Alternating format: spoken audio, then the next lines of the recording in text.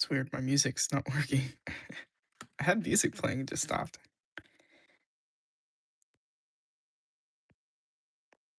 Hello, gamer, and thank you. I'm glad you like it. I do comic books, and I have a free to read comic series on the Graveyard Comics Facebook page, as well as my TikTok. And that would be in the playlist called Nadir Archives. But that's a sci fi war story. This dark fantasy series that you're seeing here, um, I do plan to make this a comic at some point, but I'm juggling a lot of comics right now. Um, so what I'm gonna do is I'm gonna make a trading card set, and the back of the cards will have story, explaining what's going on. So it'll have some story on the back. So they won't be playing cards, but they'll be like story cards.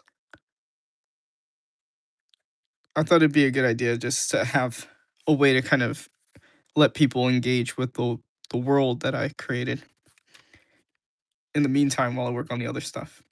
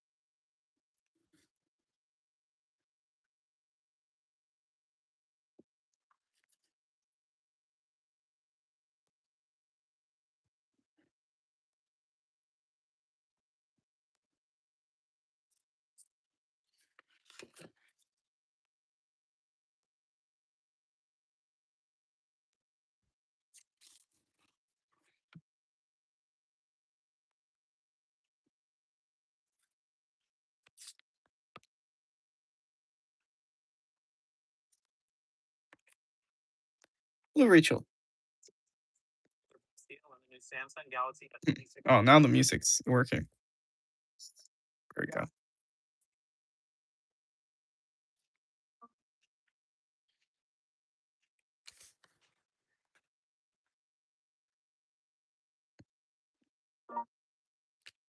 And thank you. I'm glad you like it. I mainly do like sci-fi war stuff. Um, I have a free to read comic series that I was mentioning earlier, called Nadir Archives, and that's on the Graveyard Comics Facebook page, as well as my TikTok in the Nadir Archives playlist. But I also have another series that's like a dark fantasy medieval kind of thing. Hello, Lincoln, and that's called Stain of the Forgotten.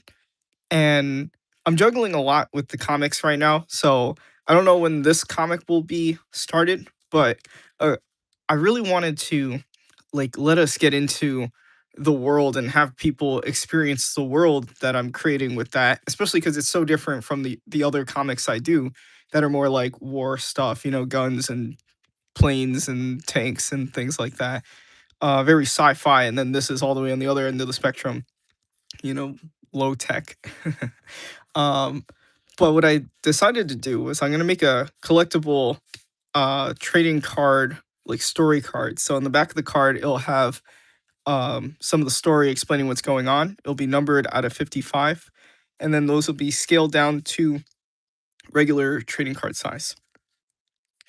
How long you've been drawing? I always say I left my mother's womb full of cave paintings, but I decided I want to do it professionally in like 2012, and that's when I started like working on my own comic series and saying I'll never look back since.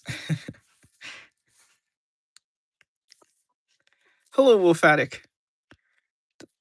About dragons and stuff. Was I working on more of the cards? Was that when I was working on some of these cards, or what was I drawing at that time? Yes, okay. How long has that been? Which cards have you seen? You know what? I'll just show some of the cards I've done. If they look new, then you haven't seen those, I guess. Um, but here's some of the cards that I have already drawn. So this is King Solomon, and he's the king of Vimor as his kingdom. And here are the king's Goosehawk. That's a knight order. I like to describe them as like the backbone of the kingdom of Vimor. Like they're the kind of like the main muscle. Here, the chili. These are the Lancers of Vimor, and here it's slaying a dwarf dragon. And then these are the Soldiers of Faith.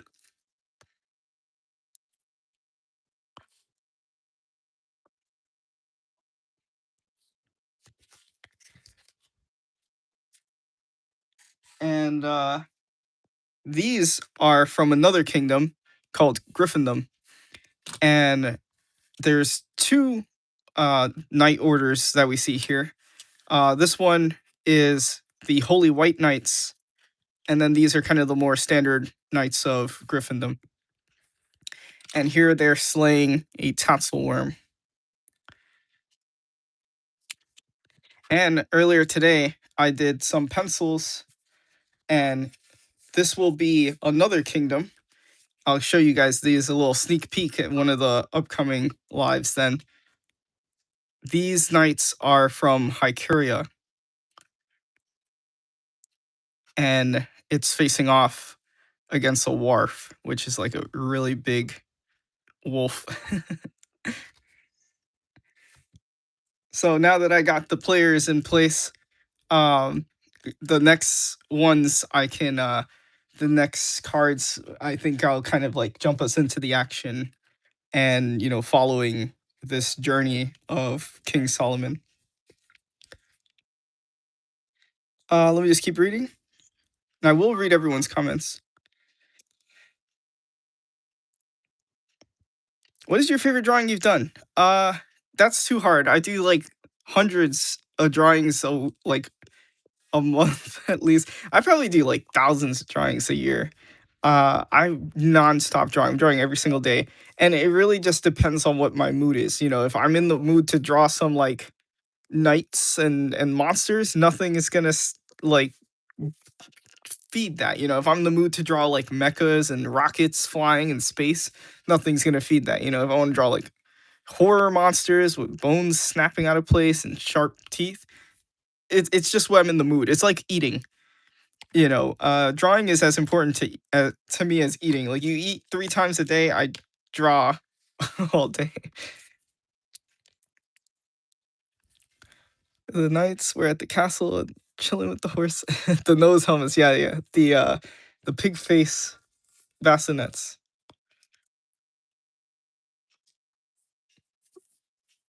And hello, Connor, by the way. Yes, that one. And thank you. I appreciate that. Been at it for a while. Hello, Dave. But yeah, so I'm curious if you don't like this like fantasy stuff, it's not really your thing. My main bread and butter is more like, war stuff. So I've done a lot of, sci-fi war stuff, guns and armor and things like that.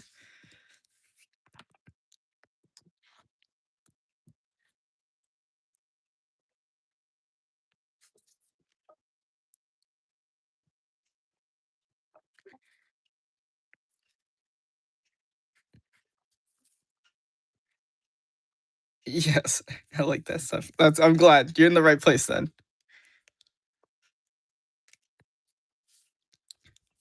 You stay up late drawing? Yeah, it is 1:22 a.m. I stay up late drawing, but I also draw during the day. I'm just always drawing. Unless like, certain things take me away from it, like, you know, schoolwork and stuff.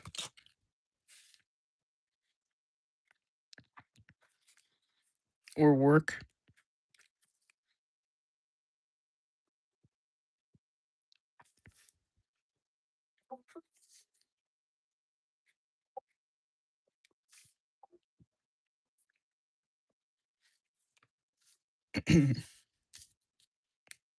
Yeah, on the lives, I typically end the lives around 2, but I'm a little late today.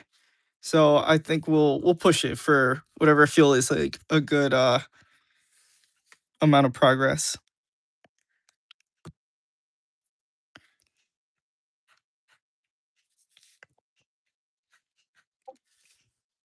I also have a free to read comic series on the Graveyard Comics Facebook page and also on my TikTok. And that is a sci-fi war comic. Like that one has like space stuff. I also have a superhero war comic. Um it's like there's superheroes in it, but it's a war story first. That's on Amazon and Kindle. That's obviously not free to read if it's, on Amazon. But that's in a different universe, so you don't have to buy the one on Amazon to understand what's happening in the free to read series.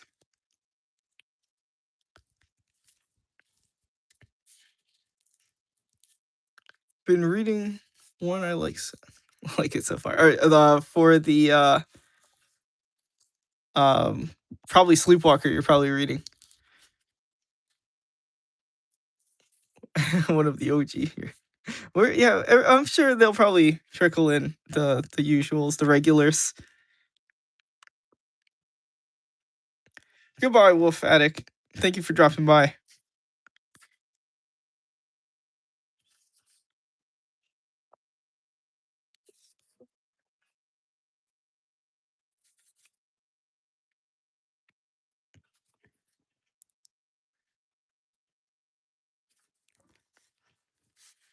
I'm glad you're liking it so far.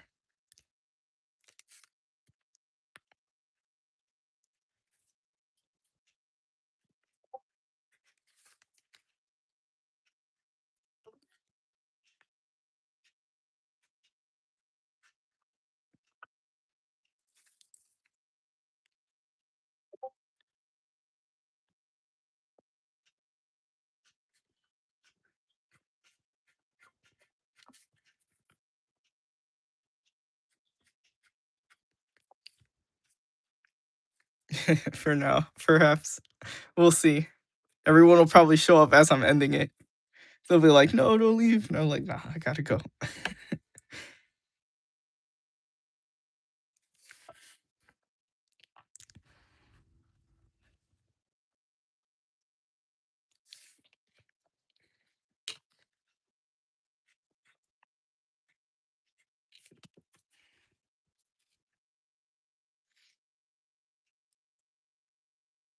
Adding Jar Jar Binks. Then I get sued by Disney.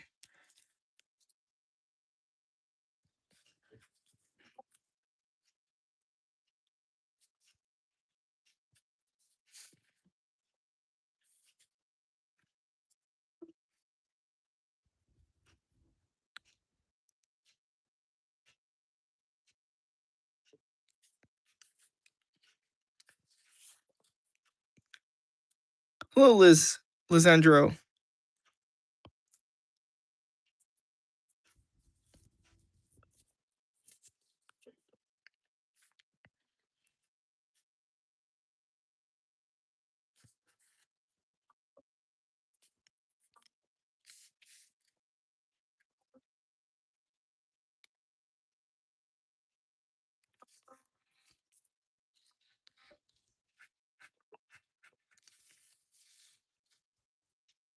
Finally, someone else.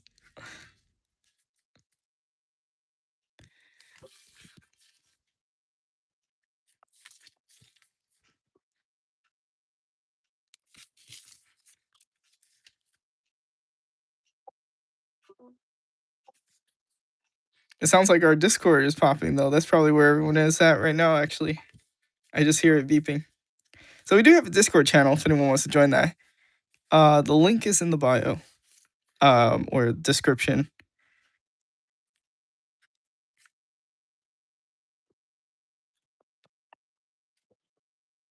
We have the coolest people on the Discord.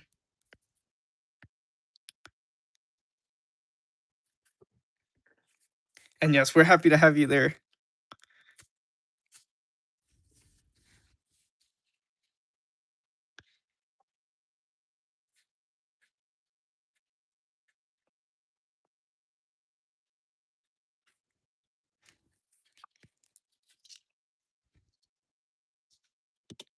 Part of the family. Okay.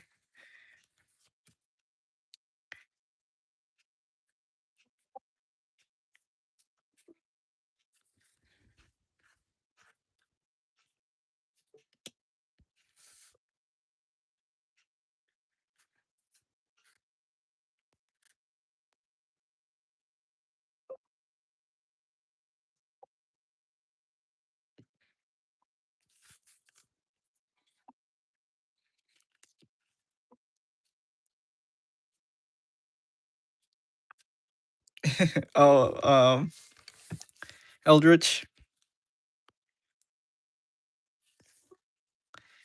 I wonder if since maybe since I joined the live kind of late, maybe they probably thought I wasn't going live. Maybe.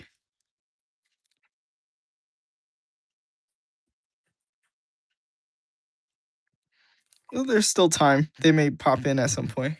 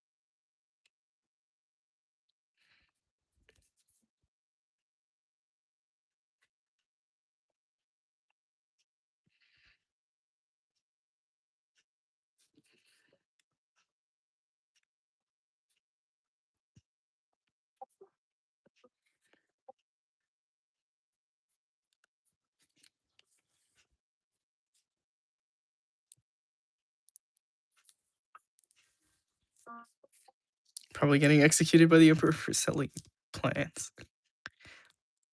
Bloingle? What's a bloingle, Lisandro?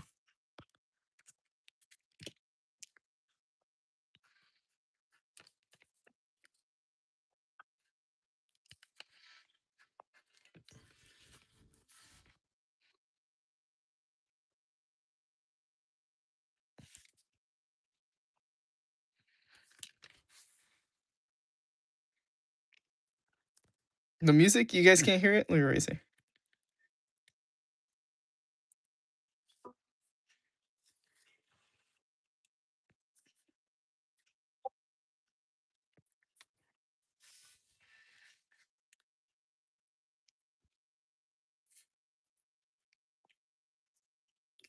Yeah, that is pretty weird. Maybe I just am playing like lower music, probably.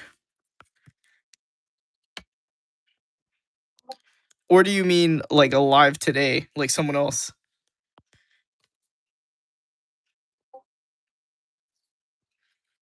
Unless, unless, I don't think YouTube can kind of take out the sound, can it?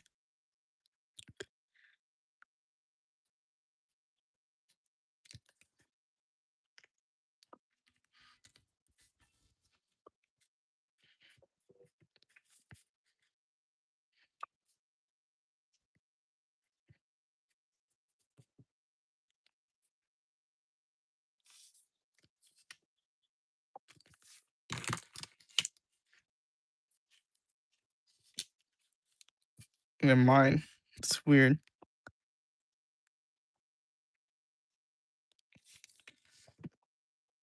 Can you hear it now that I've raised it?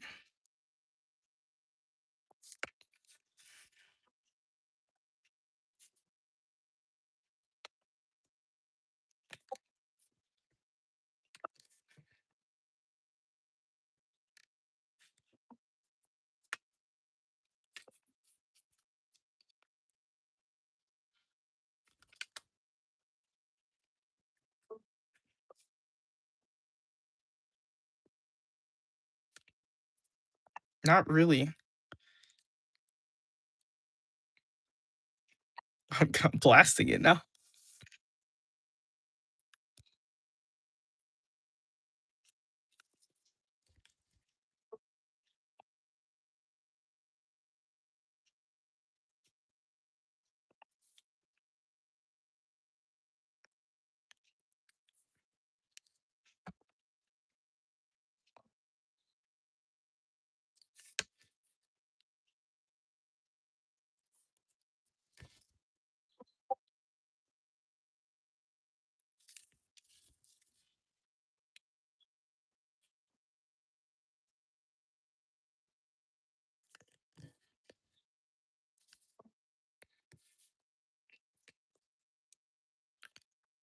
Oh yeah, they're kind of like uh Micron is kind of the main pen brand or type. Sakura Micron that a lot of comic book artists use. So you'll see a lot of people using these pens, and they come in different sizes. They're called fine liners. These type of pens. So they don't have a ballpoint tip. They have a felt tip pen. And they come in different sizes, and you'll see different brands like Stadler, Faber Castell, even Copic. And then but microns are the main, like the most common one, and they'll also have the most like size variants. And I've used a bunch of different brands, so I find like a 03 in micron is a bit smaller than a 03 in other sizes. So I really prefer that because I'm often working with a lot of detail or working on smaller drawings.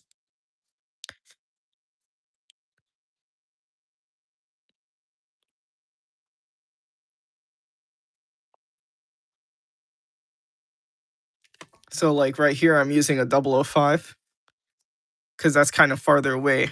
For the chain, like for the male here, also use the 005 because these are little details. For like the main outline here, I use like 07. Closest I have is a lead pencil. So if you're doing comic books, that's the pencil stage, but then you need to ink it. And the inks will bring out the shadows, the flat blacks and the dark blacks, and um when you scan it, it gets like washed out. So the scanners and the printers, they can't read all those different shades of gray. So it'll get a little washed out. And when you go into either Photoshop or Clip Studio, you need to move the adjustments so that way you can make the lights lighter and the darks darker. Now, if you did that in like pencil shading or whatever, it's not really going to capture that gradient of, transition of different grays. Also, when you print a book, then all those prints, all that gray is kind of like stippling in a sense, like it's all a bunch of little dots. So, it's if for final art, if you're doing like illustrations and comic books, you want to ink them because it's kind of really unpredictable too, what the pencils would look like.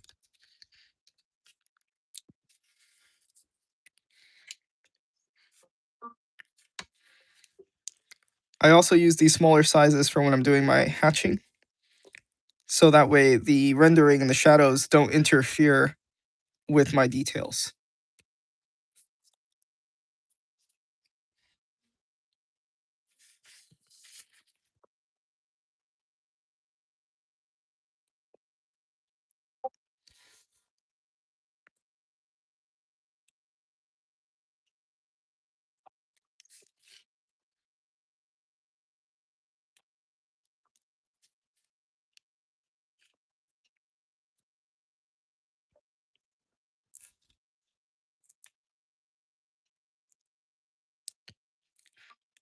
How would it look if I used it? One of Star Wars Duels, is curious because it's just a mix of dark gray lines, light ones with some shades. Um, are you talking about like these pens? Like if you're trying to use it? Um, so the thing about these pens, is you can't. You're working with black and white, so any shadows you see here, any gray tones, is all just white and black. It's just like an illusion when you're doing cross hatching as a shading technique. Um, what you could also do is they do have like gray brush pens that come in like a variety of shades, kind of like this. But again, when it comes to the scanner and adjustments, it can throw it off a little bit. Um, but I would trust something more like this than a pencil. Also, I kind of prefer that more final work that it can't get erased or anything. Um, trying to see, do I have one of my books nearby? No. So yeah, so if you're trying to get grays with those pens, you'll mainly want to just do your cross hatching, or you'll color it maybe digitally when you put in the gray.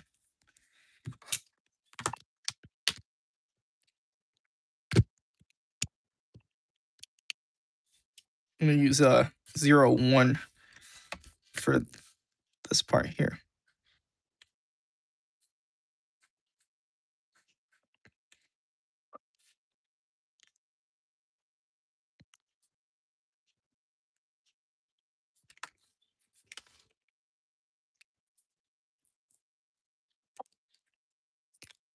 Hello, Eldritch.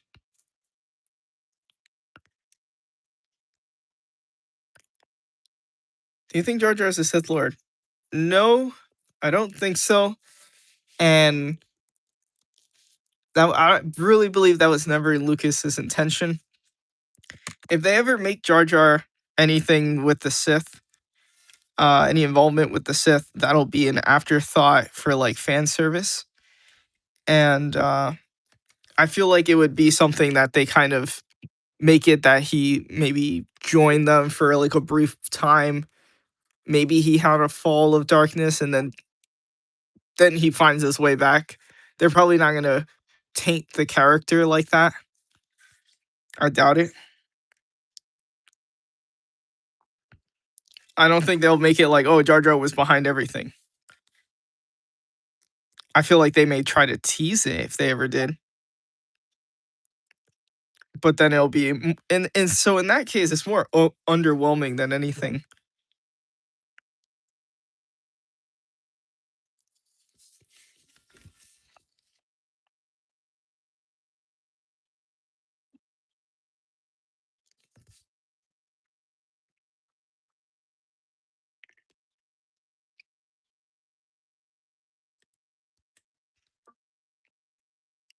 Going to be a Sith Lord, but the writers changed their mind. Because the thing is, George Lucas liked Jar Jar. I think the reason they didn't change his mind was because we definitely cut back on Jar Jar in the second movie. They like really reduced his role. Also, it didn't really fit with what Lucas was doing. It looked like Lucas really wanted to get to episode 3, and Jar Jar would have kind of interfered with that. All that build up to get to episode 3, introducing a new villain. Like every villain in the prequels had a purpose, as far as Darth Maul, Count Dooku, and General Grievous. All three of those characters were representative of one part of what Darth Vader would be. Count Dooku was the Sith Lord, the fallen Jedi. He was the Darth Vader of his time. General Grievous was the cyborg and this anger and rage. Darth Maul was, just the Phantom Menace. He was like this evil, cold figure. The So they kind of echoed the coming of Darth Vader. Darth Vader was kind of like all three of those villains in one. So for Jar Jar to kind of be a plan to be a villain, I feel like it would undo a lot of what Lucas was building towards with episode 3 being the final act. And remember, after episode 3, Star Wars was done. Like it was finished for a very long time until the Clone Wars cartoon came out.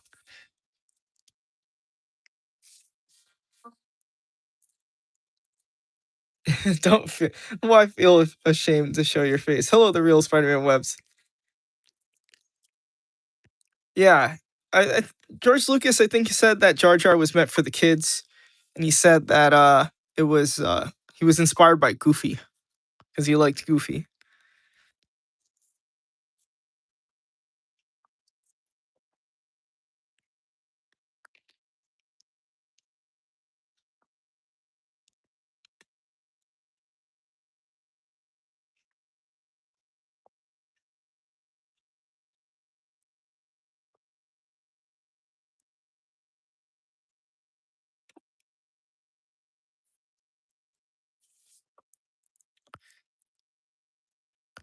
You got hacked, Spider-Man? I'm sorry to hear that.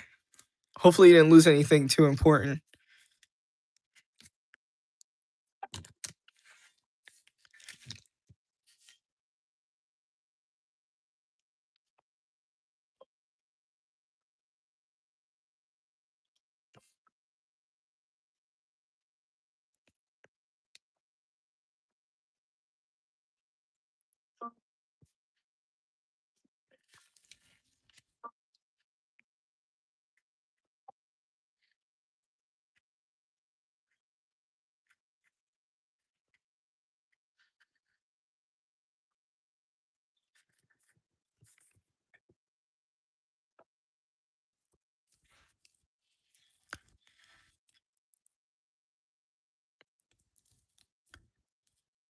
What is most strongest monster in the series? What are the strongest type of monsters? So far, dragons are the most powerful of the beasts and creatures like that.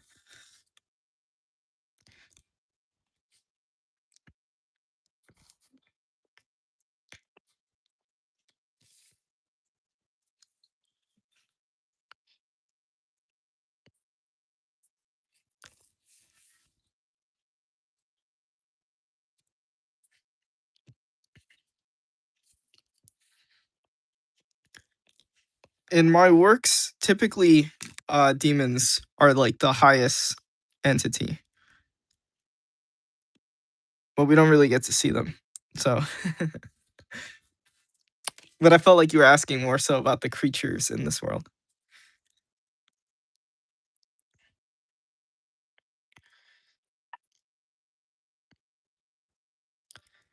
Hello, Fahim. Did I say your name right? Fahim? Or is it Fahim? I think it's Fahim. I'm clocking it Fahim. If I'm saying it wrong, please correct me. Add Iron Man. We got Steel Man. I wouldn't want to draw. I mean, I wouldn't want to add Iron Man because I would hate to get copyrighted because this is part of a trading card set. So this will be printed and published. So yeah, I can't do that. I have a whole playlist of Marvel characters though.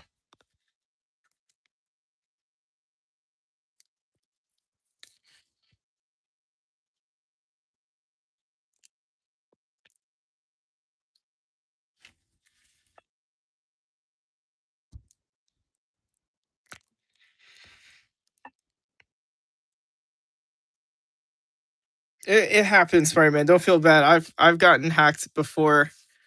Uh, I've had what's it called? Someone asked me, like they acted. It was like someone I followed had gotten hacked, so then they came to me and they were asking me to help them with their account, but they were actually, like the hacker. It was so elaborate. Like, oh man, it was bad. I lost my Instagram account and I had finally reached my goal of 1,000 followers at that point. I was growing. I had posts that were going pretty popular. Some old Moon Knight drawings because I loved Moon Knight. I drew Moon Knight. Uh, I had posted some drawings of Moon Knight in like 2016, and when the Moon Knight show was coming out, then all of a sudden everyone was talking about Moon Knight, and since I guess there wasn't a lot of art except the ones I did, it started blowing up. And I've had some posts like I drew Anguirus from Godzilla, and that was doing really good. And so now that I'm reposting some of that stuff, seeing them get like 2 views, 2 likes, the Anguirus drawing that was doing so good, and I'm like looking at it now. Like I'm like it deserves so much more. It was better than this. I saw what it was capable of, and I lost like friends from college that I didn't have their contacts to. I lost old photos that I posted from like trips and stuff like that. Um, I've lost it. I lost it. I lost contacts to like online friends. That was my first account that I made since like 2012. So it was devastating. It was really bad. Um, and oh man, it was traumatic. It was not just like some robot. It was people that did that to me. I was like talking to them. I was like pleading with them. I was like, please. uh, but they were asking me for like a lot of money. I actually was stupid enough, and I actually did send them some money, but I couldn't send them what they were asking me. And so eventually, my account got like deleted by Instagram. And I thought about it and I was like, on one hand, it's good that like my evil clone was not going around hacking more people or whatever with access, or I have no idea. But on the other hand, it was all those photos. I couldn't screenshot all of them. It was thousands of photos. And I tried to follow back everybody. Anyone that was following me, I was trying to follow everyone. And since I was like following so many people, um, they put a limit on how many people I could follow, to make sure I was a real person. So then I couldn't follow anyone anymore. And I just lost a lot of people as well. So that was very unfortunate. And to say that is an understatement, but it was rough. I was also going through other stuff at that time too. But you have to keep moving forward. You have to rebuild. They may have tore down the restaurant. They may have destroyed my business. They may have destroyed my menus, but I was still the chef and I still had the recipe. And so I just have to rebuild. I have to come back stronger, come back bigger, come back better. So that way I can be, the more people I grow and, the bigger my account gets, I'm hoping maybe I could come back onto the accounts of some of these people, come back onto the radars as I grow in popularity. And I'll be such a shining beacon that they can find me again. And you know, that's just kind of how I'm viewing it. But like that's life. Sometimes in life stuff happens and you can't undo it. You can't get it back. And so all you can do is try to move forward and do better. Cuz if you can't have something exactly the same, you can at least do better.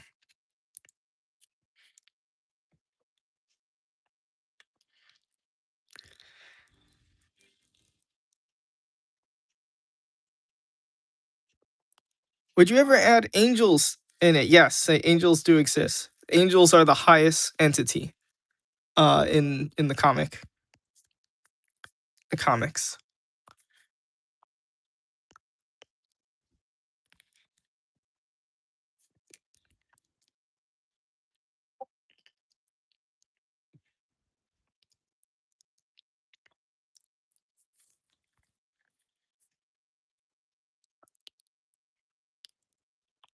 Hello, Kaylee. Long time no speak.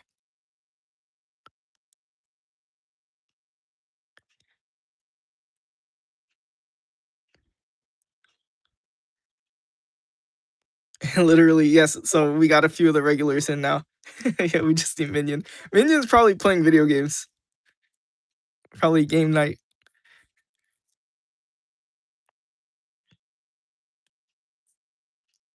Yes, we have our new set of OGs on the YouTube.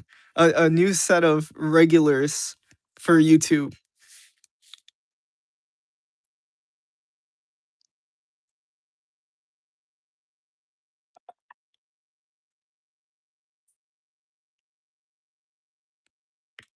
The fingers are small.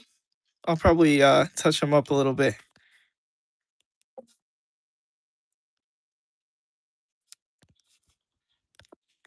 I guess also I was working with the head under here and then built the helmet over the head. But I can touch that up. I didn't ink it yet.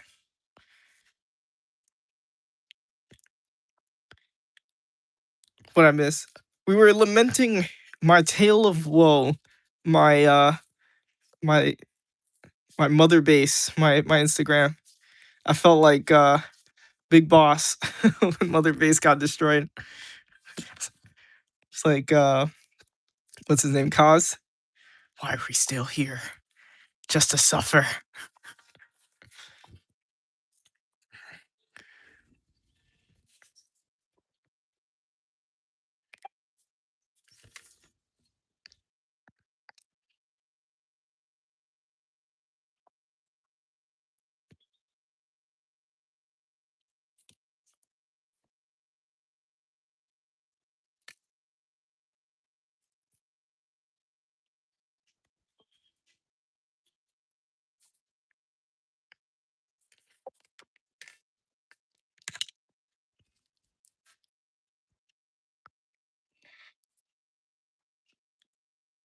Yeah, so you've been here for a bit. The Real Spider-Man Webs and Eldritch.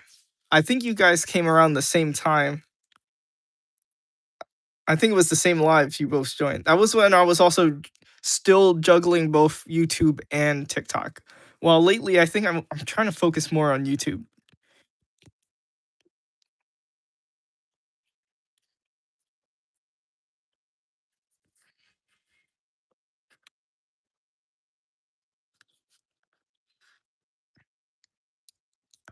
Yeah, I think those fingers were a little small actually. Good catch.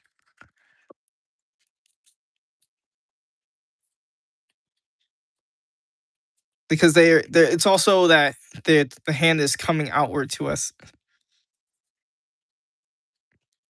So even I have my moments. But you can see I didn't ink them. I was like, I felt like something was off, but I wasn't sure if I wanted to like maybe loosen up some of the fingers, so uh I left them in pencils because I was thinking of loosening up the fingers. But that might have been what it was. It might have just been that was a little small.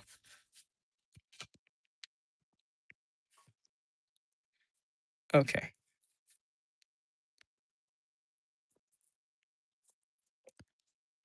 Let me keep reading the comments.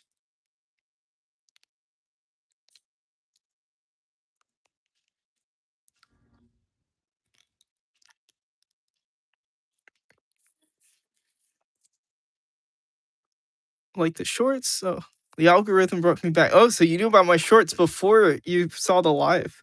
That's really interesting. Has it been 2 months? I mean, yeah, since it just doesn't feel like 2 months because I've been doing it on the weekends. And sadly, uh the lives consistent like this are coming to an end as my break is over and I will have to be, doing the lives on the weekends again. So I think I did pretty good staying consistent with the lives during my break. Playing Lego Star Wars as a little one was like war. This was totally your thing. You spent a hell of a time. Especially like a cousin or sibling. I was always very particular with my stuff, taking care of them. I was never big with like Legos and stuff. I've had a few, but the only Legos I was really big on were Bionicles. Are there any knights with frogmouth helms or salad? Wow, I can't talk. Frogmouth helms or salets? I will say yes for the salets. My favorite helmets. Although Frogmouth is for horse combat exactly. I think it looks cool. It's a really cool thing in my campaign. So exactly what you were saying. I haven't put Frogmouth helms for that reason because part of me is like, I can I look past it? There's certain things I can like suspend my disbelief for, and then there's certain things I have trouble with. For example, I can have guys with gas masks, just all the time in my war stories. They can have like gas mask looking helmets and stuff. And I don't care. It doesn't bother me that they probably wouldn't be able to see too well out of those things. And just I'm like, well, the eye holes are big enough. I can suspend my disbelief. But when it comes to the frog mouth, and knowing that that's like a great like a closed helm kind of thing, like a great helm. It connects to the shoulders, and so it allows for the weight to be rested on your shoulders and not on your head. And you can only really see out that front part. So you have to turn your whole body because you can't turn your head. And so part of me is like, I know too much. Like if I if I added it before I started, like, really studying, like, knight armor and stuff like that, probably would've allowed myself to get past it, but since I, like, studied so much, it kind of I feel like I can't not do it, because then I can't do something like this, like, look at this guy on horseback here, he's kinda got his head tilted ever so slightly, but, I wouldn't be able to do that with the frog mouth. And so if I put the frog mouth, I would only have it on like horses probably, but even then it's a jousting helmet. So it's not even just like a horseback helmet. It's a jousting helmet. You're like meant to look forward and, take the hit, again, smacked off your horse with a lance. So that's definitely like a fantasy thing, and I know it's like, well, we have a freaking dinosaur, we have dragons and shit like that. But that's where you draw the line. You don't understand. I have trouble when it comes to like certain things with like physics. If it can't break a rule of physics, and I have a rule of physics for all my stories. All my stories follow the same rule of physics, you know, despite what dimension it is. So will we have frogmouth helmets? If I did, I would have to do something to it. I would have to modify it in a way that it can allow for mobility of the head, and I would, retouch it. I would redesign it. At that point, it would kind of be a closed helm, but in the shape of like the frogmouth. It'll be like a militarized frogmouth helmet. So it's too soon for me to answer on that because I feel like I could make that like a heavy cavalry kind of thing.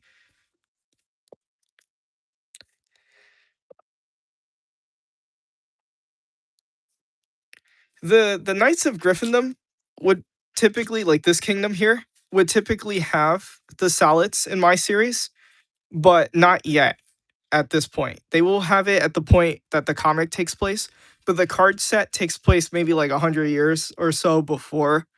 And so that's why I kind of wanted to make it feel like there's been an evolution over 100 years. Their armor has developed and stuff. So, for example, I was originally going to draw them with a an armament that they typically have as well, but I was like, oh, the army is such an advanced piece of like technology. I was like, that would be better to come, more in like the 15th century, than this, which is taking place more towards the late 14th century, and I was just like, I'm overthinking. I know it's fantasy, but I'm overthinking as shit. So what I ended up giving him was like a visored bassinet, and I'm like, okay, there we go. This thing could like flip open. And so not only with that, with the Knights of Griffindom, but the Knights of Hycuria. And so that's what I did earlier today. And so some of you guys didn't get to see. I showed it earlier. This is the pencils for the next card I was working on, and so I gave them a visored bassinet as well. But they also have a plume on theirs.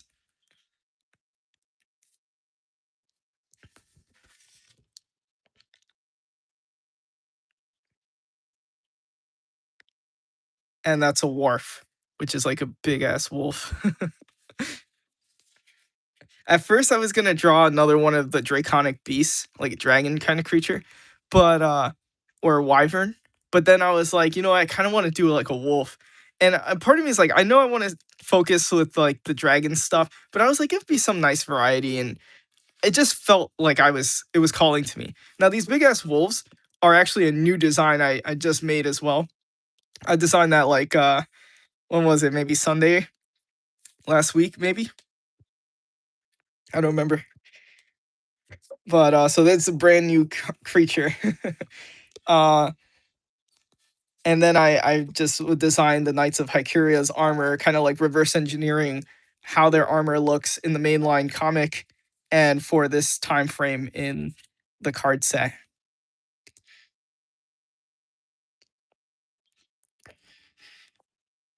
Why they can't take away what they can't take away is your skill and your drive. That's what I told myself.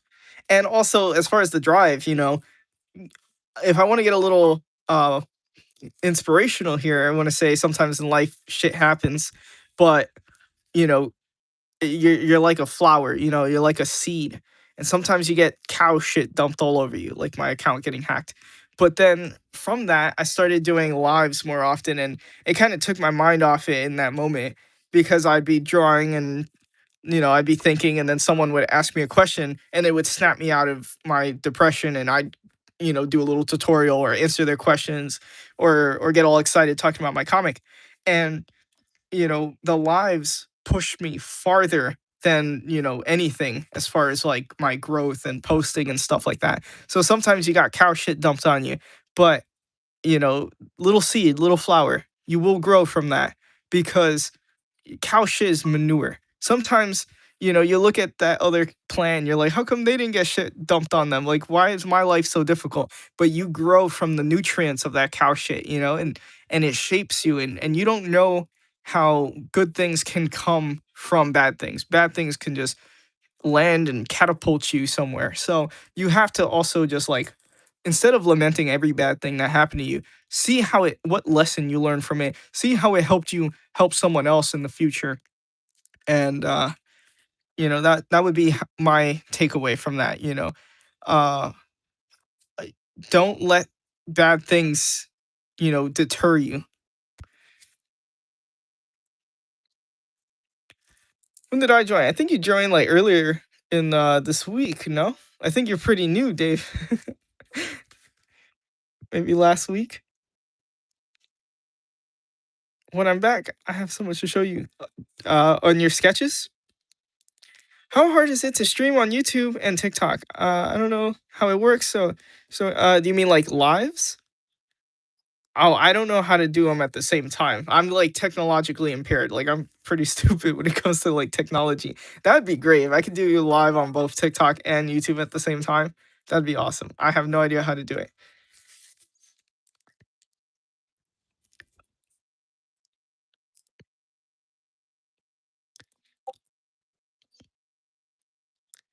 Uh, I could probably pop in at some point, the real Spider-Man webs. But I know myself. I know how busy and how unpredictable my schedule can be. So I wouldn't make promises, but I would definitely try to drop in at least into one of them.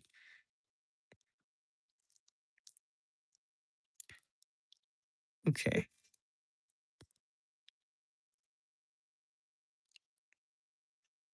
Okay, okay, I'm reading the comments. I'm entirely into the it's fantasy world, and we accept there are things that aren't real, but within the lore, make the fantasy make sense in itself. Exactly. That's one of the things I personally hate. There's certain things that I just roll my eyes so hard that I risk them getting stuck and going blind because it's normally things with space.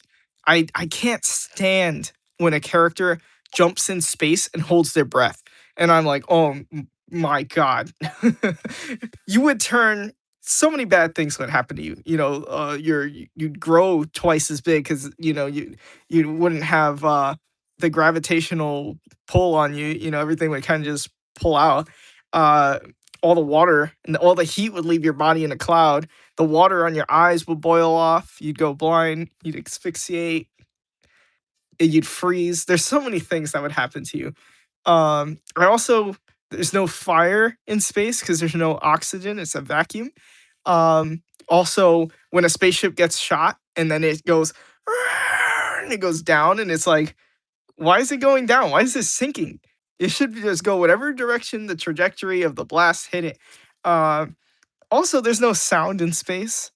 I know a lot of people are like, oh, but it sounds cool. I know, but I feel like it's so much cooler when you are scientifically accurate to physics in that sense because it creates limitations that can you know add to the creativity and the problem solving of you, the writer, and showing the reader something that would happen that they probably wouldn't expect to happen.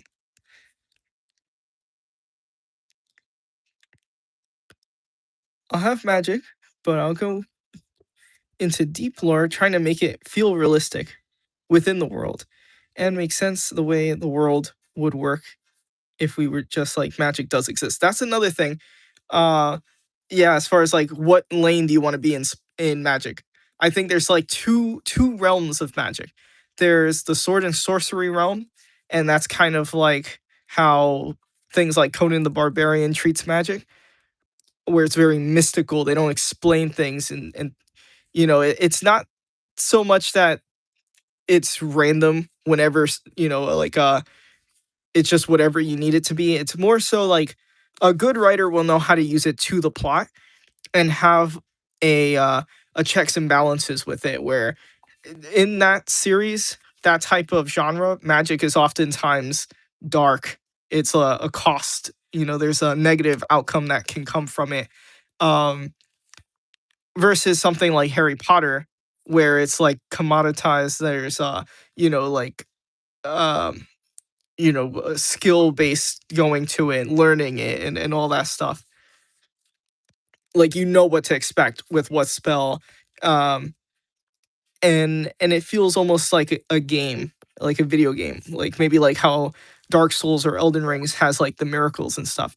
Now, one of the things as far as that with Dark Souls, I think that's so cool how they do it, because it's like you can just pick up a sword and just start smashing things with the sword. To use magic, there's some like leveling up you have to manage for your attunements, your faith, or all these different things, your intelligence, and then the miracles and what miracles you can equip. But if you know how to use all those different magic, you can play the game on easy mode, because you can heal yourself and have extra heals outside your Estus flask. You can shoot like projectiles, like giant bolts of like lightning and shit like that. So it's like you can play the game on easy mode if you put the time into it, versus just getting a sword and leveling up strength. But so I like how Dark Souls manages it, because it feels like those people who use magic, even though me as a sword user, a great sword, of course, unga bunga tactics, we kind of see it as cheap, but realistically, those people earned that ability. They put the time into leveling up, and they read all the stats and everything.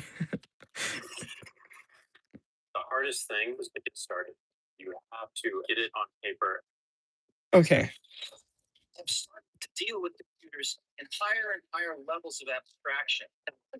and thank you, Kaylee.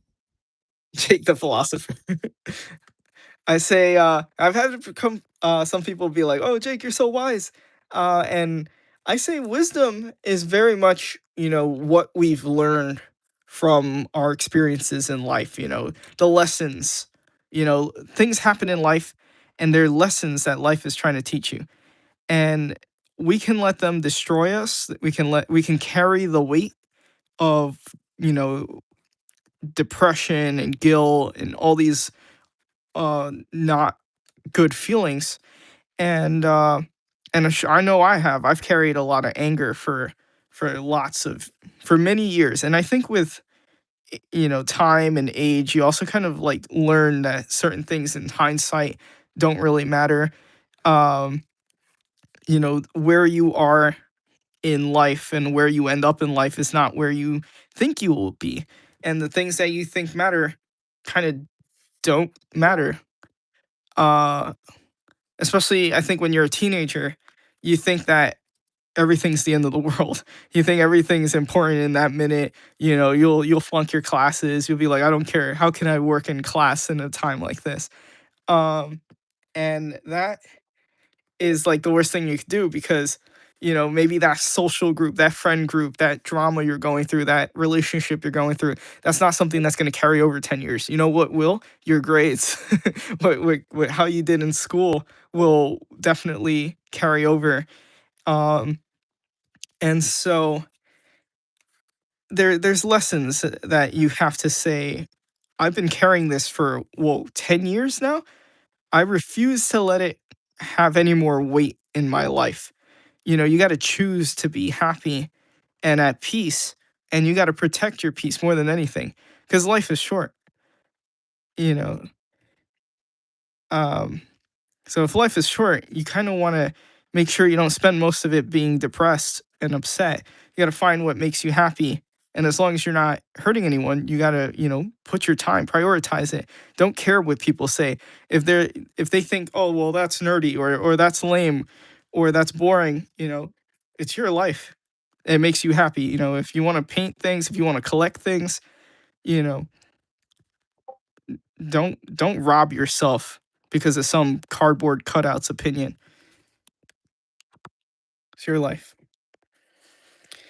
But I think also too, it's like you can be smart, you can be intelligent, but intelligence without wisdom is dangerous. Because then you get people who have no like morals. They remake the same mistakes. They just try to you know s- have their own achievements, stepping on other people and to get them. And I think that's a problem. Like the source of evil in this world is greed and selfishness specifically, because we live in a me first world where people will just do what they want. They'll pursue their own joy and trample other people to get to it, and then they'll deal with the fallout afterwards. They say me first, YOLO. I got to put me first. Fuck everyone else, and that's the society we live in. If life is hard and there's things that we can't deal with, but you know if everyone was just a little bit nicer to each other, it'd make a difference. And um yeah, it's I think you just got to be supportive of other people, tolerant of other people. It's not all going to be what you want.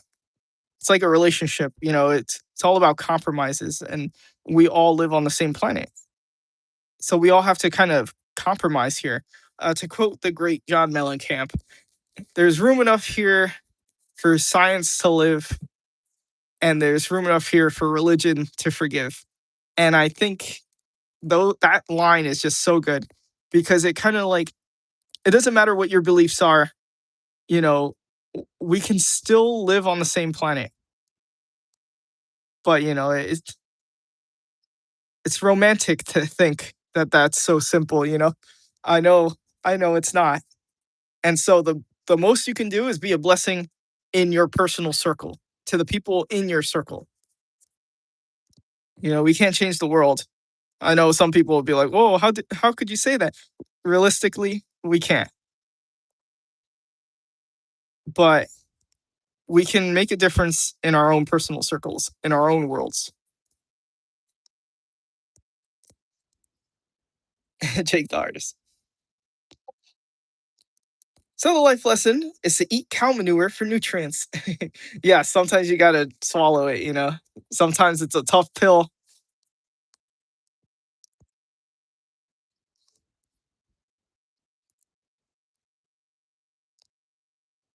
Let's let Jake get to the bottom.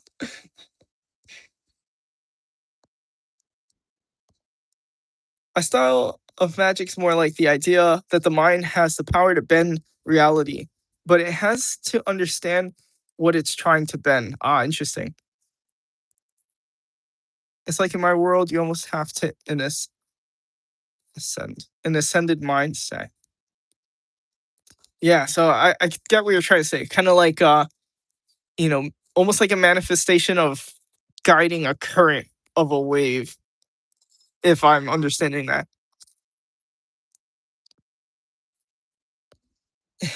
No, it's okay. You guys don't have to stop talking. I'll work my way down. I will read everyone's comments though. But if you see a new person trying to, talk, just let them know. He'll get there in 3 to 5 business days. But don't worry, he'll read it though. but my lore needs explanation. Okay, here's the thing about explanation. Be very careful because you don't want to over explain. And that's the thing that a lot of fantasy things have that people, you know, a stigma that people don't like about certain fantasy stories is they feel like when you over explain it, when it comes to magic systems and stuff like that, they say you lose the magic in it. And also, people don't want to be studying and memorizing like all the rules and stuff. So you have to, and just with lore in general, you have to feed it to the reader in bite size. You got to hint it at enough that they want to know. So that way, when you give them an exposition, it's not just, oh, before you could get into the story, just know all this. It's, I was wondering about that. Oh, we're finally learning about this. We're finally learning about this character's backstory. Or we're finally learning where these monsters came from. So you don't have to explain everything right at the get go and then throw them in. There's certain things that you might feel like, oh, they need to know this before. For example, for me with this story, I had a hard time starting it because I was like, oh, this happened. Where did the monsters come from? And I was gonna have this whole like exposition. And then what I did was I said, well, it's fantasy. So some people are not gonna question this dragon thing, these dinosaur monsters and stuff like that walking around. They know that it's fantasy, they're gonna accept it. So I don't have to explain them right away. I could explain them at a later time and it won't hurt the pacing of my story, and I could throw you right into the action. Um, and then there's other stuff that I was like setting up. And so what I did was I kept rewriting the story. I made a synopsis of the origin, and it was like a page or two. And so what I kept doing was I kept rewriting it and erasing things, kept rewriting it and removing sentences. So that way I can make a really small like blurb about it, and I make it feel almost like archaeological notes of like Dead Sea Scrolls, like you know, like historical, like you found remnants of something and something's clearly missing. It's not that I'm making it up as I go along. It's that I'm not telling you right now, but you can tell that there is something that there's more than I'm letting on.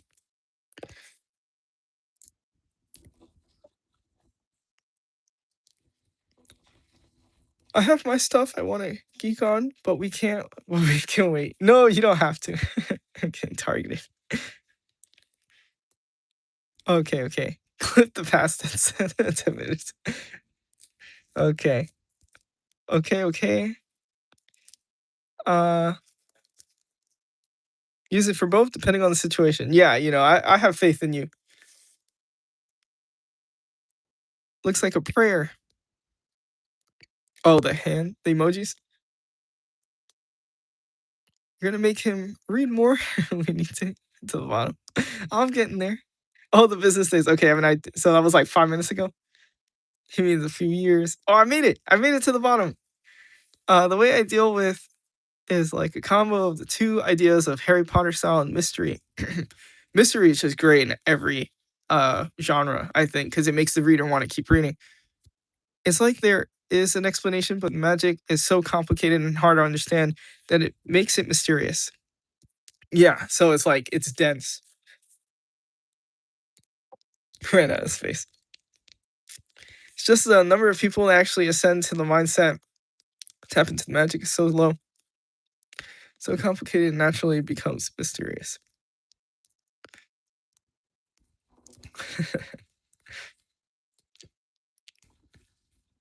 Yeah, I'm sorry.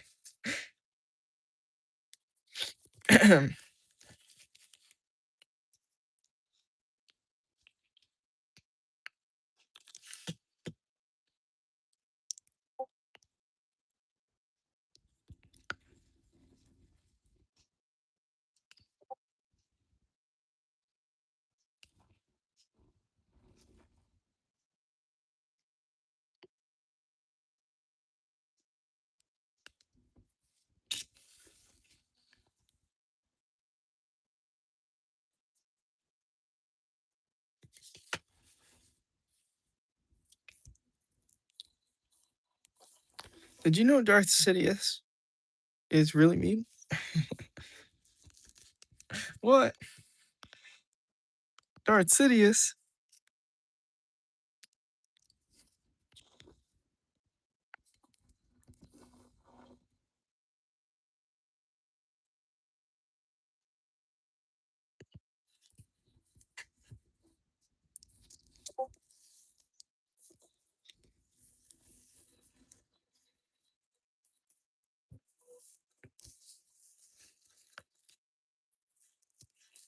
Darth Vader is really kind. Isn't he on the Emperor's list? Like, isn't he part of his like Death Star? He was on the Death Star with Darth Sidious.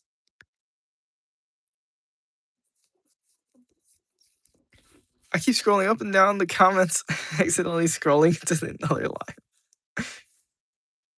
What's going on in that live down there? What are they doing? What are other lives doing on YouTube? I don't really see lives on YouTube. I see lives on TikTok. I know you could just like scroll down the whole live section.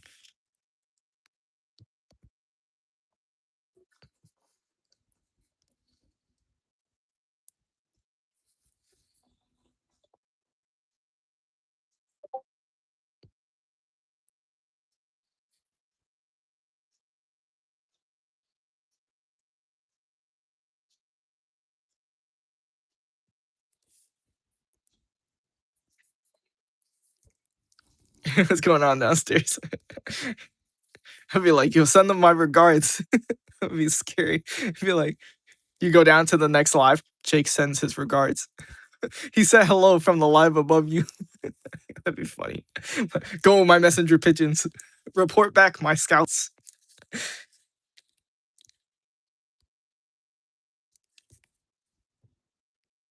That's some like fourth dimensional type shit.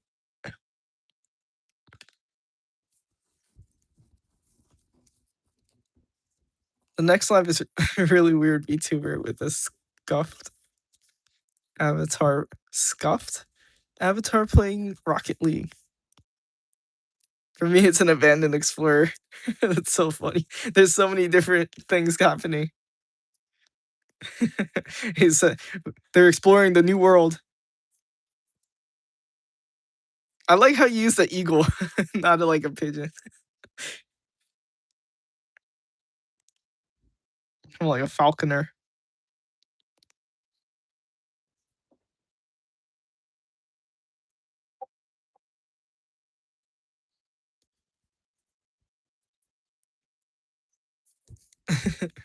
We lost 3 scouts to a monster.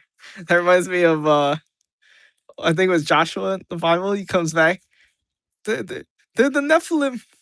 We were like grasshoppers to them. They're exploring the promised land.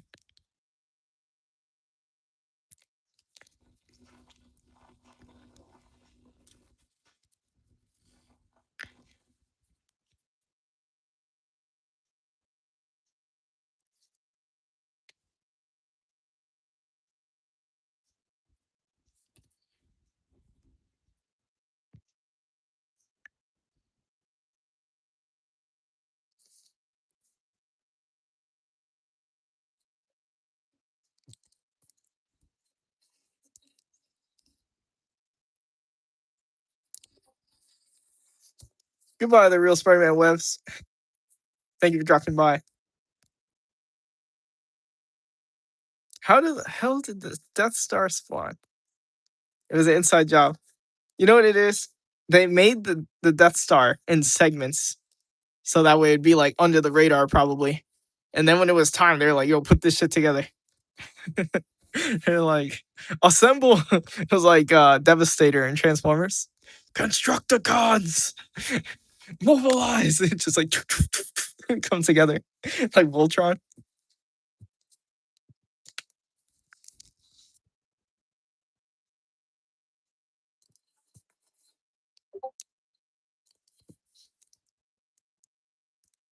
I love these nature backgrounds as opposed to what I usually do with the buildings and you know much more futuristic and modern stuff like cars and all that stuff because I could just be like, oh, this feels a little empty. Boom, rock. Oh, this feels a little empty. Boom, tree. This feels a little empty on this part too, a little unbalanced. Boom, shrub. There's so much. It's like, oh, I could put something here. Let me put a little twig. Just keep putting stuff in there.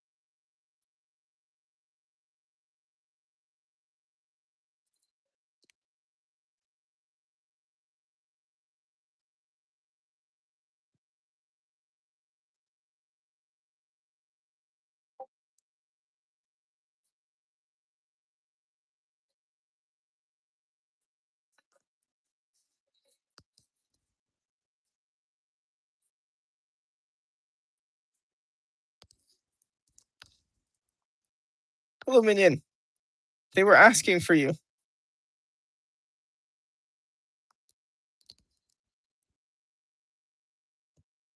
The entire Sith Empire came.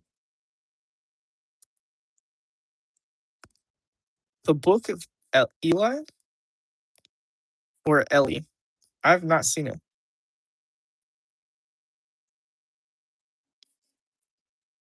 The final member of the Jake High Council. This is my Knights of the Round Table.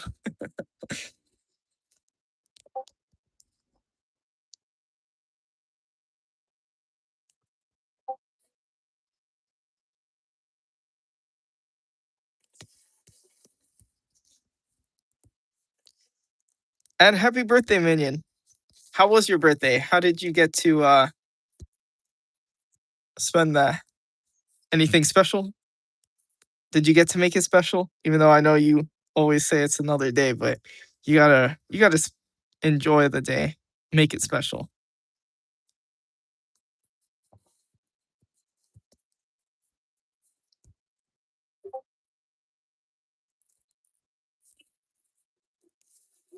The whole gang together. Crazy story. Some sacrifice. We killed that goat for nothing.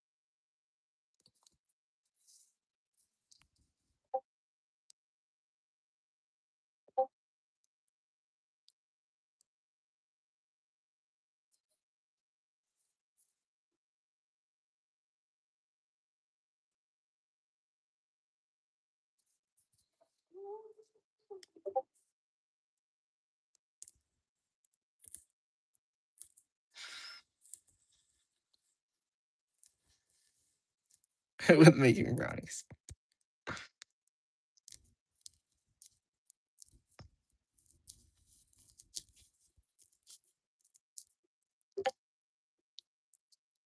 Go to mall, buy some body wash, fragrances from Bed Bath and Body Works. We heard an alarm throughout the whole mall. Thinking fire alarm. Oh no. Hopefully everyone's okay. And that whatever department had the fire. Let me just fix this.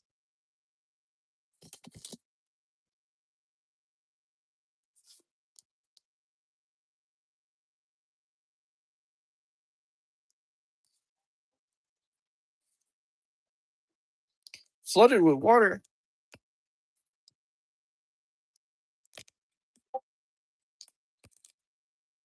Apocalypse movie. The idea in mind that the world government and everything has collapsed. Eventually, main character has the last Bible in the world. That's kind of like that other movie, Left Behind.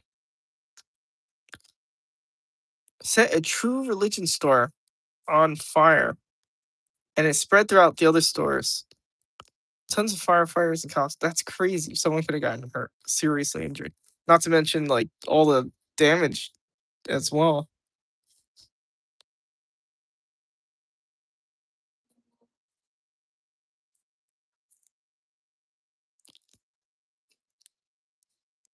A Korean barbecue place and ate some cake.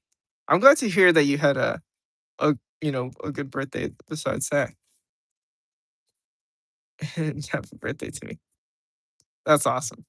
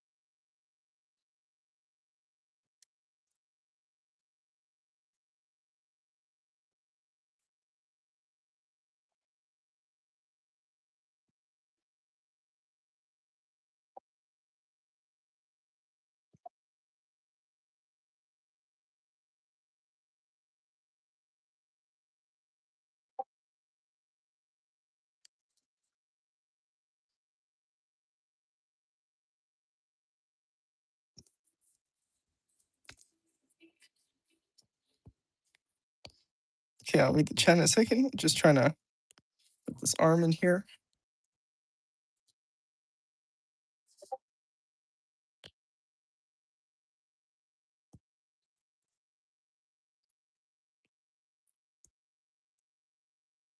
Goodbye, Eldritch. Thank you for dropping by.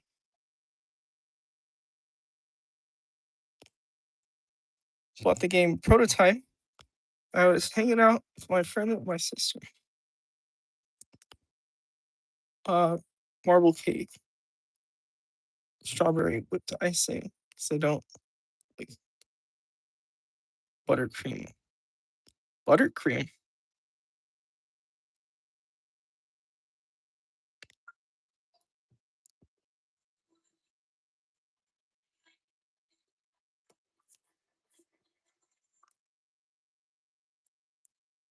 One of our specters.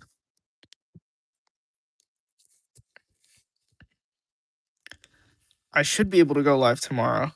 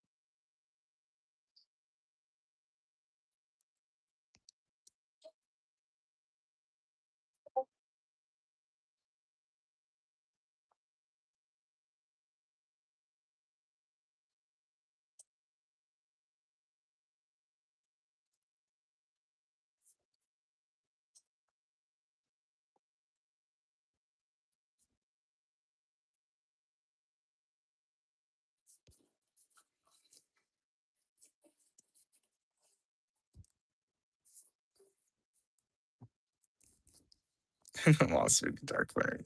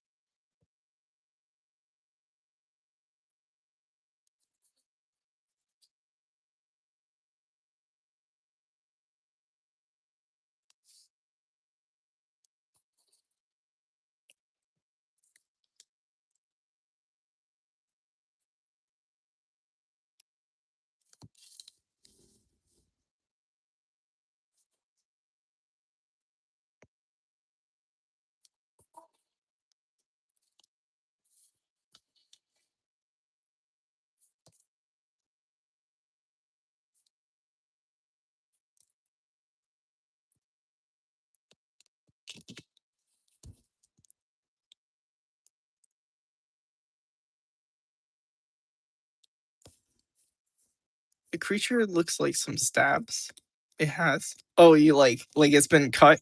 Like it's wounds? Is that what you're saying?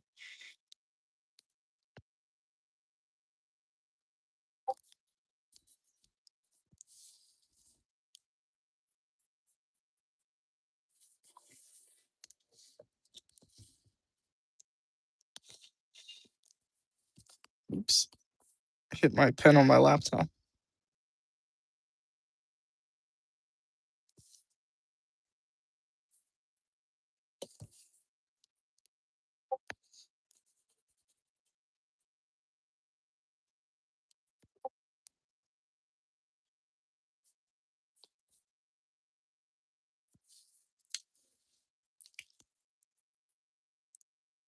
Yeah, that's blood. Blood on here. So it took more than one person to kind of take this thing out. Is kind of like what I'm getting at. I mean, there's blood on his sword as well.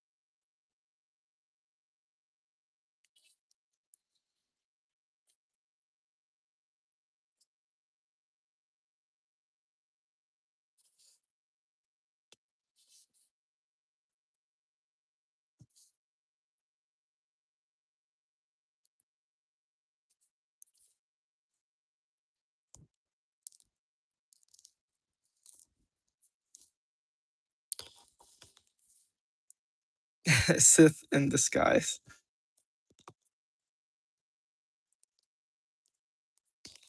Well, he will have a white cape, so maybe when it's all colored, he'll probably have less of a Sith look to him.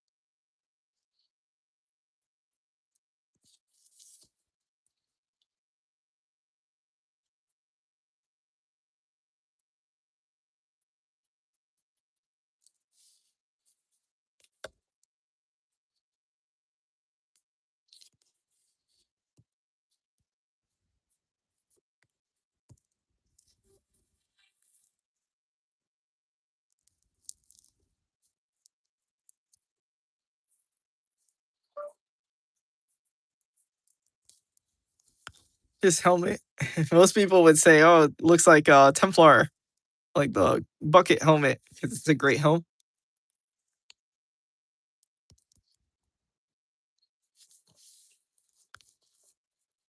That's good to be grateful for your family. Any particular thing that made you think of your sister at this moment?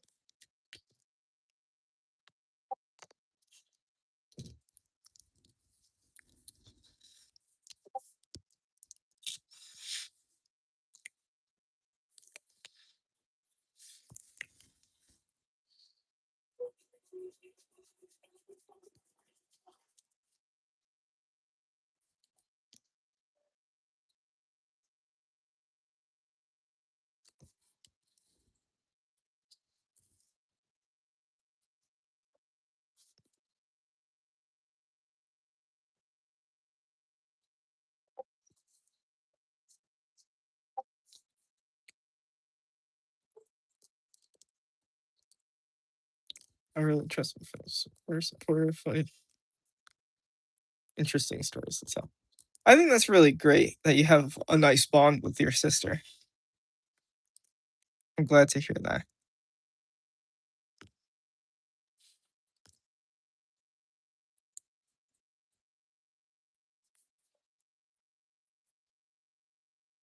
I think, family is something that they're definitely not perfect at times, but you're still on the same team for the most part, or at least you gotta be. You gotta try to find some peace with them.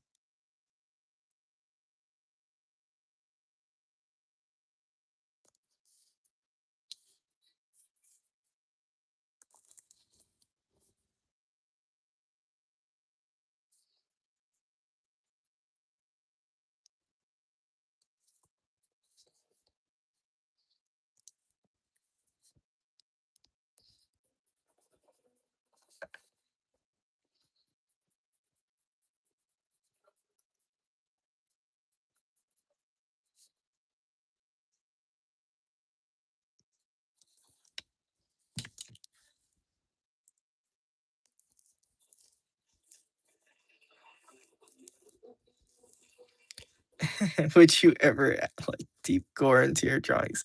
I'm a slow burn, but yes, I feel like gore is an important thing, in terms of like it's part of the story. I write war stories. Um, and it's not like an animation where I can, do something very quick. Everything is stop motion. It's very in the moment. So there are things that, sometimes, we get sliced and diced or whatever, and we get to see some of the nitty gritty that you wouldn't see um in a movie because it would be too quick. If a character gets shot, that's like a second, blood, guts, brains, whatever, for a split second. But if I have someone exploding or if have someone's brains getting blown out, are still on that moment and you're kind of captured in that moment. And to really lean into it, I feel like in comics, I feel like there are moments that we kind of have some legs, where it's kind of against us in terms of you know, things working for us as far as other media like movie and in shows and things like that. You have jump scares, you have loud noises, you have music. You can build tension. You just have a drawing when it comes to comics, and so you know to lean into that special nature of the still image, we can really bring things out and focus on the special parts of whatever medium you're working on, benefit from that unique property. I don't know if that made sense. Felt like I got a little wordy there.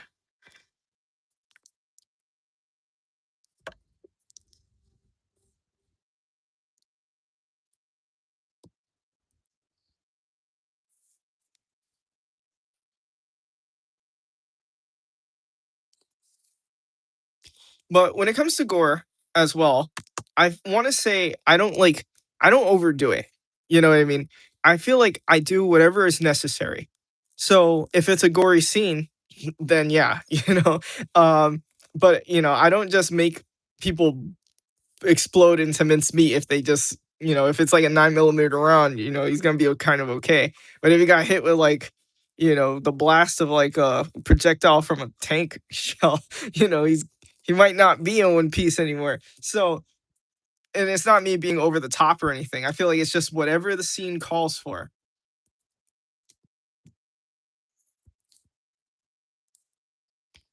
But I don't hold back my punches, really, if I don't have to. This is the longest I've been live on these here. There's been times I've done like some really long lives, but lately I haven't been doing them as much. I've just been having so much work to do off the lives as well.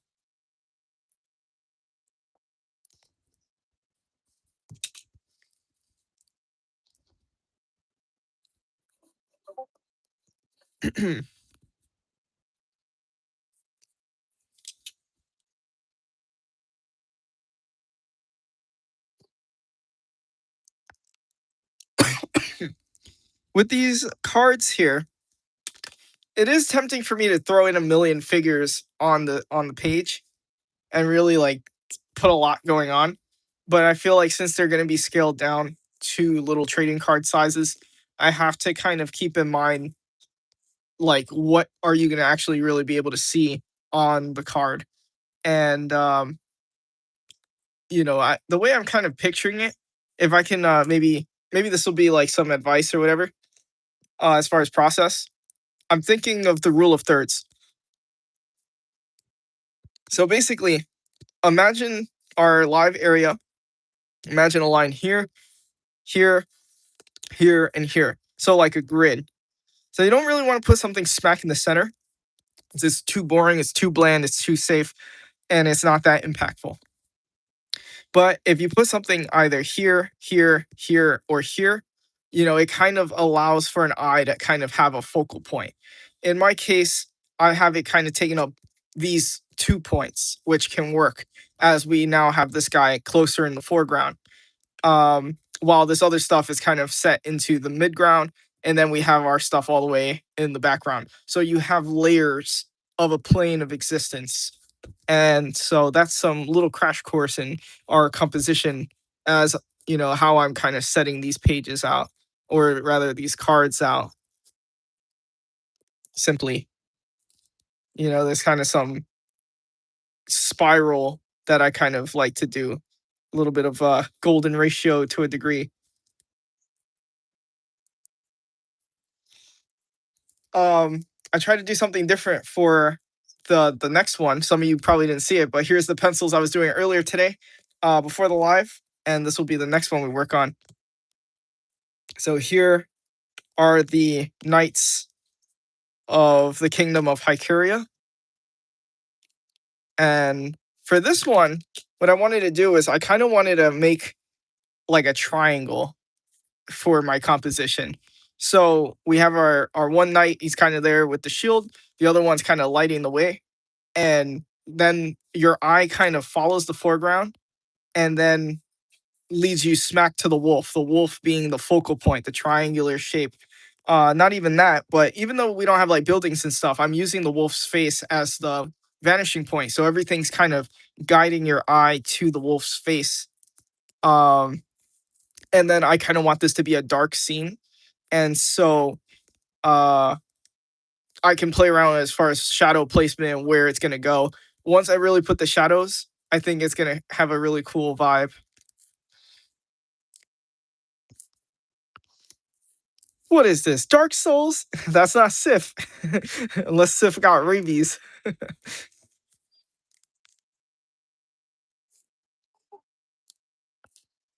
Okay, let me just keep reading the comments. When you were drinking? Probably. I'm a lot more sanitized here on YouTube since these lives go up on re-upload. So I'm on a better behavior than I was on TikTok. But also, even then, I kind of like at one point I was like, you know what? I don't think I should be going too crazy on that. I'm mellowed out. The rock star days are over. Now I gotta be an example.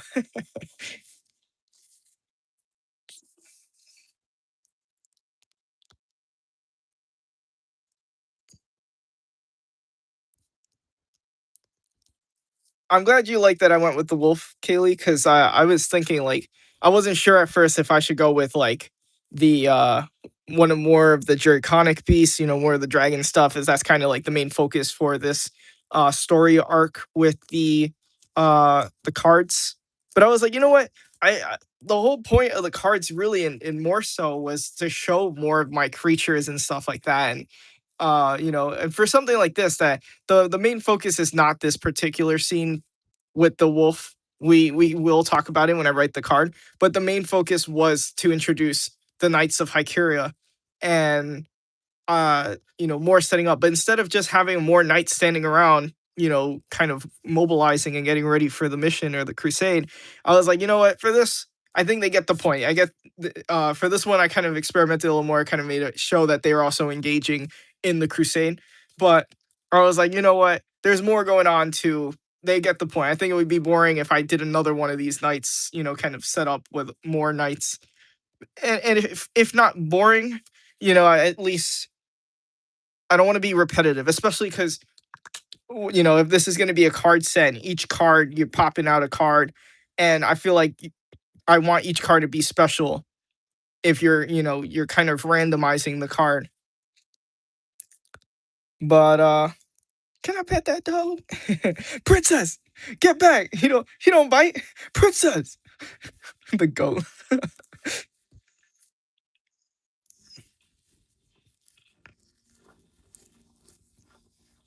Yeah, showing the more of the world. Back, princess. And I think with this, originally I was gonna have them in a cave. I was gonna have them in a cave and then have them with maybe like this kind of dragon wyvern thing holding like a goat or whatever. But then as I was drawing it, I was like, oh, this would be kind of cool if I did the wolf. And eventually I did the wolf. And then I was like, if I do the wolf, as cool as a cave wolf sounds, I was like, I think this would be spookier in the forest because you don't know. Maybe there could be another one out there in the foliage of those dark, dense trees. I would have added another set of eyes back there, but the way the camera angle is, we wouldn't really be able to see anything. So, it's not necessary anyway. Like, I think the wolf on its own is already kind of aggressive. I just picture him snarling. This wolf.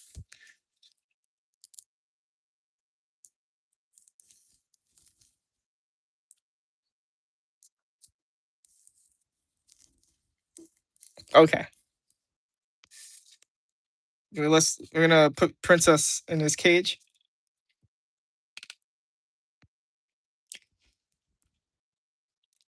And where should we leave off? I'm wondering, should we work on this more on the next live, or should I go into that other one the next live?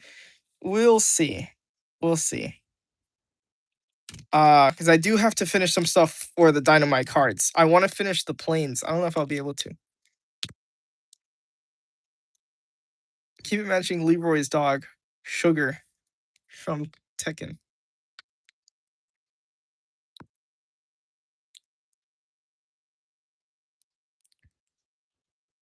I'm curious what your favorite knights that we've seen would be. Or at least what kingdom is like people's favorite as far as like their looks. I kind of had like a different design philosophy for each kingdom's set of knight armor, so it feels more um you know like it feels like it is a different country, even though if we're talking about like real life medieval, it's kind of like an arms race. Whatever they were using, everyone was kind of using, for the most part. It wasn't like one country was wearing one armor set for the most part. They would copy each other because it's like that was effective, that was good. Did you see the way the sword bounced off that beak? Like I tried to stab that guy in the face, and it just slid down the cone of his nose. We got to do that. Hound skulls, boy. Get that shit. Tony Stark built this. with a box of scraps.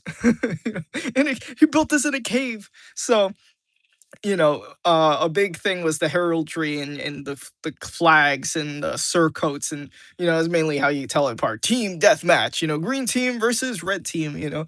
Um, and it was okay to be colorful and have like plumes and flags and stuff, because it's not like you were gonna get hit by a 50 caliber, someone like miles all the way up in a tower. You know what I mean? So you could be colorful, you could be bright.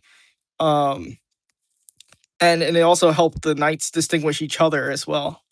But as far as uh my world and my stuff like that, I try to make it that there's some variations to the armors and stuff, so that way you could kind of feel like they're different groups, different armies. Holy Knight, Holy Knight. We have two Holy Knights that we've seen so far, Minion. We've seen the Holy White Knights of Griffindom, and that's a different knight order than the ones of Vmore, the Soldiers of Faith. So who do you prefer? The Soldiers of Faith? So these guys are from the Kingdom of Vmore, or the Holy White Knights of Griffindom?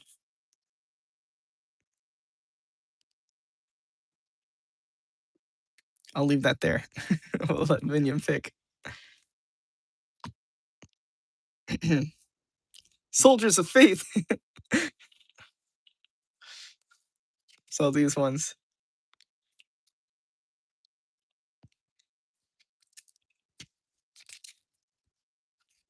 So I'm kind of, as far as some of the thoughts, as far as like, you know, making their costumes. Um, for the Knights of Griffindom, I kind of think of like, I kind of want to play around with whatever I think I like.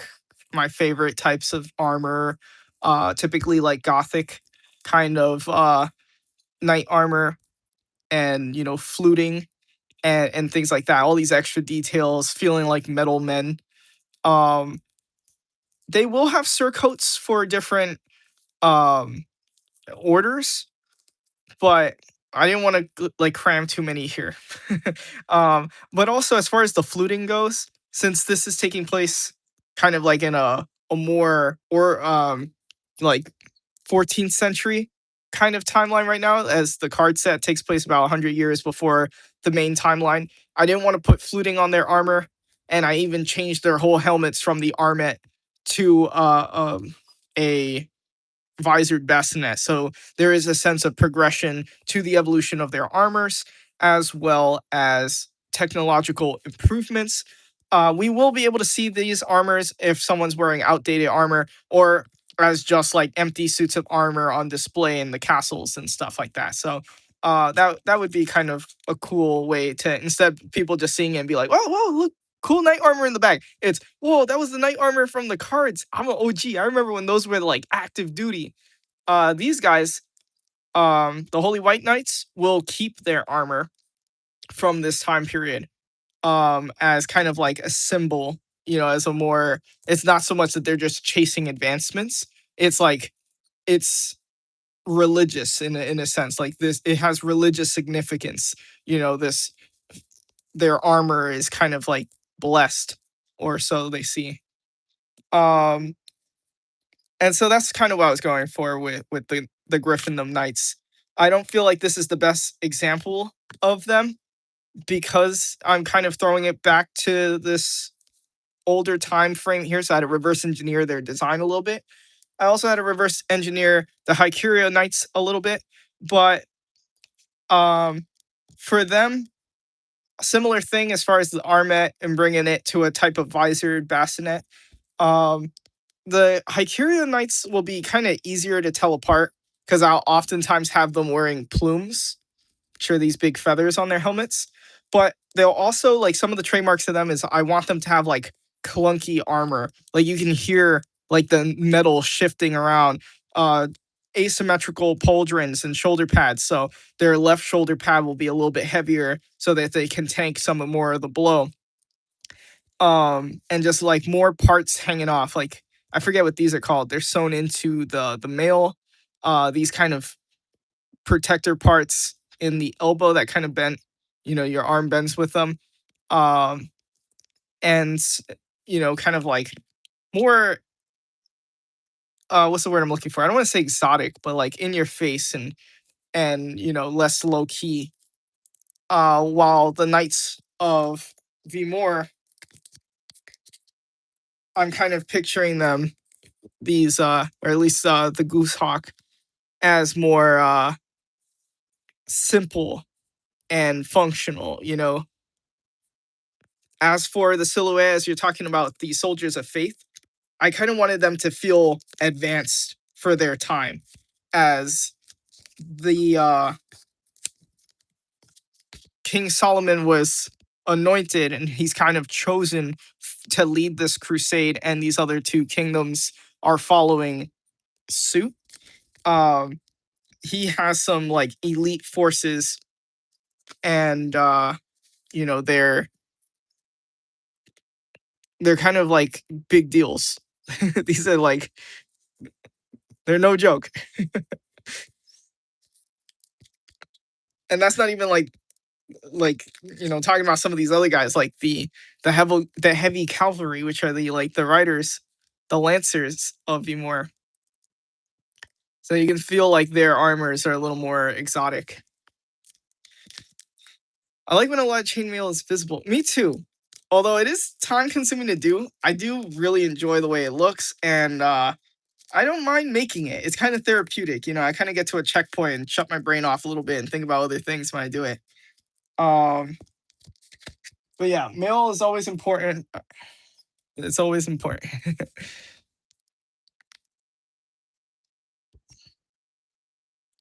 All right, so I think we should call it here, and we'll come back. It's kind of late. It's 3 o'clock now, so I think I made up my time. Let's get our goodbye music. Uh, there we go.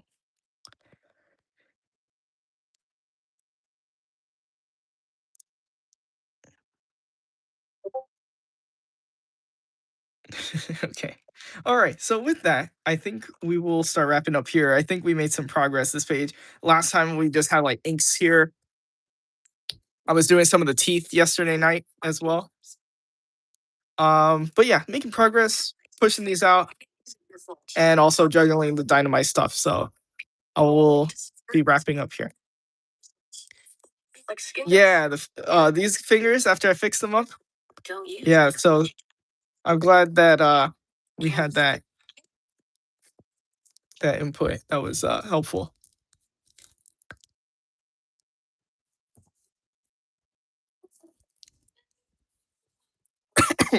All right, guys. So, happy birthday, Minion, again. I hope you enjoy the rest of your night. Thank you, everyone, for watching the videos, hanging out with us here, following day to day as I've been trying to do the lives more frequently during my break. And I think it's really fun. Instead of just having like two of these cards, now that I'm accumulating cards, I think it's really fun to be able to flip through them for you guys, and you're getting to see a lot more. So I wonder how that'll be, versus my other stories, or even like the presentation of this coming in the form of cards. I wonder how people will handle that. But without that, lingering any longer, yeah. Thank you. So, keep working on the things that you like to do. Don't give up.